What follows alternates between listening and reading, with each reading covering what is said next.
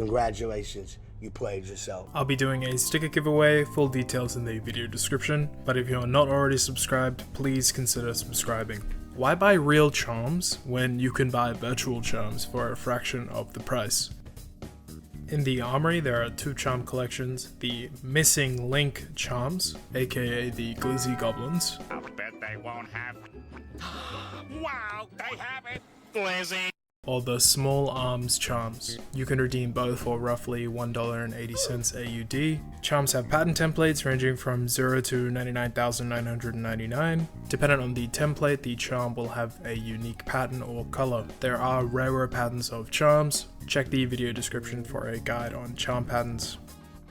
Are charms scarce? Well, the CS float database doesn't track total charm supply, so it's difficult to estimate how many are in circulation, but currently there's theoretically infinite supply, as people can continuously roll for them in the armory provided they have the funds and the stars. Importantly, charms aren't consumable, they can be detached from guns, which means supply will keep increasing until Valve rotates the armory collections out. But whether Valve will do this is unknown. Upon being rotated out, charm supply will be fixed for these two collections. Using the drop chances from CSRI.com, we can estimate that mathematically, 80% of all charms are the blue variants, around 16% will be the purple variants, 3.2% will be pink, and 0.64% will be red. These drop chances are the same across both collections. I have recorded the Steam sales volume of the Missing Link charms. This spreadsheet is linked in the video description. Obviously, actual supply will differ to sales volume, but you can see that the percentage of sales for each of the different rarities closely resembles the drop chance, so they can provide a very rudimentary estimate of possible current total supply.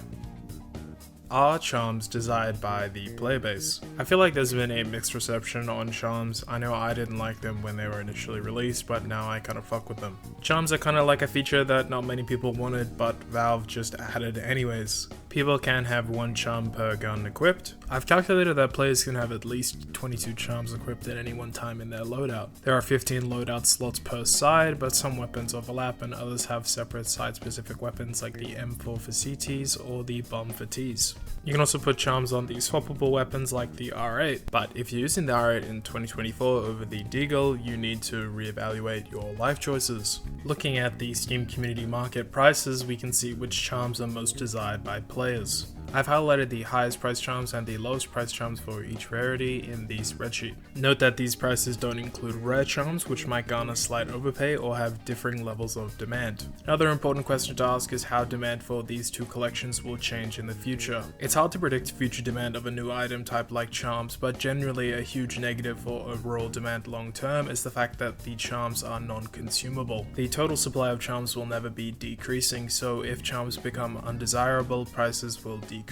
This is beneficial for people who want to buy charms, but not as good for potential investors. If we see a further increase in the CS player base, it's likely demand for charms will increase long term. But overall demand may decrease if new charm collections are introduced that are more desired by players than the Missing Link or Small Arms charms. Any new desirable charms would take away from the demand of old charms, as players can only have so many charms on their weapons.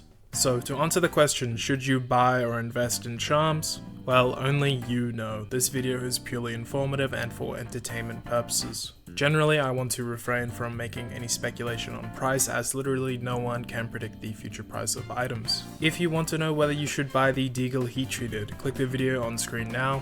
I'm Suggie, make sure to subscribe, and as always, do your own research, make your own decisions.